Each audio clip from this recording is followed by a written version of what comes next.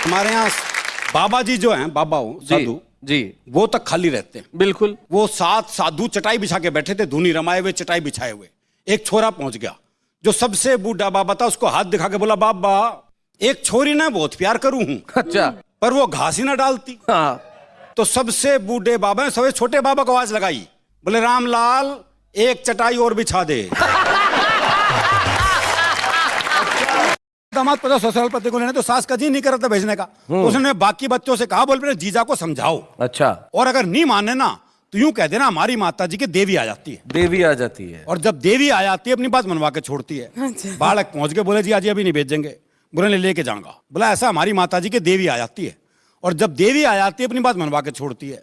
बोला देवी आ जाया देवा आ जा, मैं तो लेके जाऊंगा। थोड़ी देर बाद सास जो बाल वाल बिखेर के आ गई। हाँ।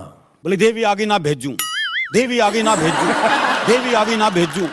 दामाद थोड़ी देर ड्रामा देखता रहा, फिर बोला भैरव आ गया लेके जागा। दरअसल क्या हमारे अंग्रेजी के अलावा हिंदी में भी कुछ ऐसे शब्द होते हैं जो साइलेंट होते हैं। जैसे आपने ध्यान दिया होगा कि जब भी कोई दुकानदार मोल भाव करते समय कहता है कि आपको ज़्यादा नहीं लगाएंगे, उसमें चूना शब्द साइलेंट होता है। शादी के समय जब कहा जाता है कि हमारी लड़की तो गाय है गाय, उसमें सिंग वाली शब्द साइलेंट होता है। ठीक उसी तरह जब दुल्हन की विदाई के समय कहा जाता है ख्याल रखना, उसमें अपना शब्द साइलेंट होता है। कल मैं खान सर के पास था। खान को पहले हम बोली कि भाई तू कहला हम पढ़ाते नहीं हम समझाते हैं। हम कल अगर आप मेरी बीवी को ये समझा दें कि हम अच्छे पति हैं, तो हम मान लेंगे कि आप खान सर हैं।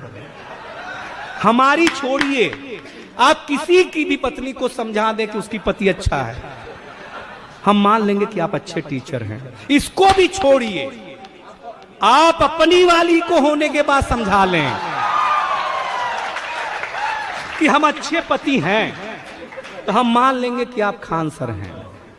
और शादी क्या है मालूम है आपको? शादी सिर्फ एक्सपेक्टेशन का खेल है सारा। लड़का चाहता है कि उसकी होने वाली वाइफ मिस यूनिवर्स की तरह दिखे और कांताबाई की तरह काम करे, जबकि लड़की चाहती है कि उसके होने वाला पति अंबानी की तरह कमाए और गूंगे की तरह चुप रहे।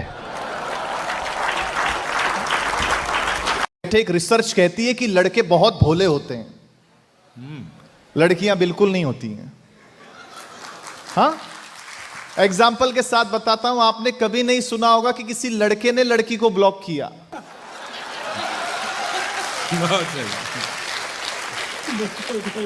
मेरी पत्नी पीछे पड़ गई, बोले तुम पूरी दुनिया घूमते हो, मैं घर में रहती हूं, मुझे घुमाने लेके चलो। मैं उसे शमशान घाट पे ले गया।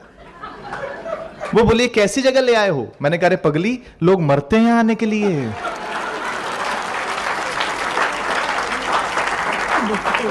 लक्ष्मण से पूछा कि जरा देखो ये चंद्रमा के बीच में ये क्या काला काला बना हुआ है। मजाक करने के लिए परिहास में पूछा। लक्ष्मण ने कहा हम नहीं देखेंगे, नीचे देखते थे। अरे बोले देखो ऊपर। भैया हम नहीं देखेंगे। अरे हम आज्ञा दे रहे हैं। नहीं हम नहीं देखेंगे। क्यों नहीं देखोगे? भैया वो जनकपुर में ही तय कर लिया था कि आज के बाद हम कभी चंद्रमा नहीं देखेंगे, पूर्णमासी का चांद नहीं देखेंगे। क्यों? बोले आपने ही कहा था प्राची दिशि शशि हो जाऊ सुहावा, सिय मुख देख सरे से सुख पावा। मैंने प्राची दिशा में उगते हुए इस चंद्रमा को देखकर सीता के मुख की कल्पना की है। भैया जिस वस्तु में एक बार आपने भाभी का मुख देख लिया, उसको मैं कैसे देख सकता हूं, कैसे दृष्टि कर सकता हूं? ये लक्ष्मण है। एक वाक्य बहुत तकलीफ देता है, बेटी बचाओ, वहां तक तो ठीक था, ये आगे लगे बेटी पढ़ाओ। तो मित्रों मैंने सहजता में पूछ लिया किसी से कि मैंने कहा क्यों पढ़ाओ, तो दिनेश भैया ने मेरा कान पकड़े, बोले हिमांशु तू भले ही कुछ भी कर चुका हो, लेकिन तेरा अनुभव छोटा है बेटा, गलत बात मत किया कर। मैंने कहा गलत बात क्या करी? बोले हिमांशु इस देश में एक लड़की पढ़ लेती है तो परिवार के 4 लोगों को शिक्षित करके छोड़ती है। मैंने कहा दिनेश भैया उसके पीछे जो कॉलेज के 40 लड़के फेल होते हैं हमारी छाती पे सांप लौटता। एक तहसील है, तो मैं किसनी चौराहे पर रुका, मैंने पूछा भाई साहब तहसील इधर ही है? तो एक आदमी खड़ा था, बोले और का? मैं आगे निकला तो 3-4 दुकानें छोड़ने के बाद एक सड़क थी, मैंने वहां पूछा, मैंने कहा भैया जो तहसील है इधर ही है? बोले और कहाँ? तो मुझे लगा मैं आगे पहुंचा तो एक और सड़क थी, मैंने वहां एक सज्जन से पूछा, मैंने कहा ये जो तहसील है इधर ही है?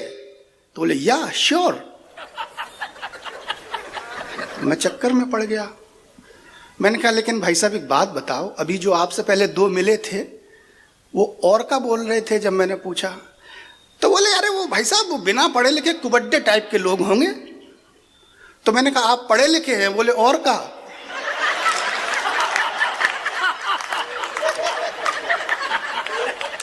मुझे एक भिखारी मिला। अच्छा वैसे आपको हरियाणा का आदमी कहीं भीख मांगता हुआ नहीं मिलेगा। अच्छा, इसलिए नहीं कि बड़ा स्वाभिमानी होता है, इसलिए कि मांगनी नहीं आती। तो मुझे एक भिखारी मिला, बोले 20 रुपए दे। बताओ ऐसे वो कौन देगा? हाँ दे। अच्छा कसूर उसका भी नहीं है, दीजिए शब्द है ही नहीं हमारे यहाँ। दीजिए है ही नहीं है, बोले 20 रुपए दे। मैंने कहा भाई क्या करेगा? बोले चाय पीऊंगा। मैं कहा चाय तो 10 रुपए की आती है। बोला तू नहीं पीवेगा मेरे साथ? तो बोले कंपनी भी चाहिए। और उत्तर प्रदेश से 3 लोग हैं आज, बताओ। उत्तर प्रदेश और हरियाणा में क्या अंतर है? एक पंक्ति में स्पष्ट हो जाता है। वो एक लखनऊ के आदमी ने हरियाणा के आदमी से कहा, बोले भाई साहब मैं आपको एक तकलीफ दे सकता हूं? हरियाणा वाला छूटते बोला, बोले देख है देख। जब हम मंदिर जाते हैं जूते ऐसी जगह उतारते हैं जहां से भगवान भी दिखते हैं और जूते भी। बल्कि जूतों का दिखना ज्यादा जरूरी है। हाँ भगवान तो कल भी वहीं मिलेगा। हमारा धार्मिक मामला ही बिल्कुल अलग है।